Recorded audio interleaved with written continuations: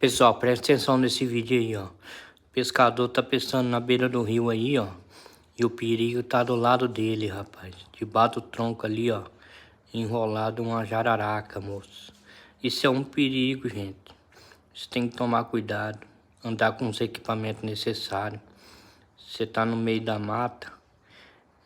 Sempre tomar cuidado com o tronco assim, ó. Tronco, dá uma olhada pra ver se não tem nada embaixo. Escorpião, cobra, olha lá, ó. Olha o tamanho da cobra enrolada lá, ó.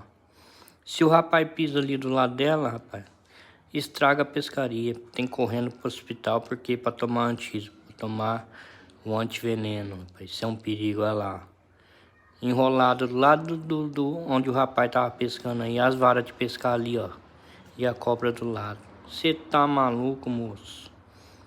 Isso dá um prejuízo, acaba com a pescaria.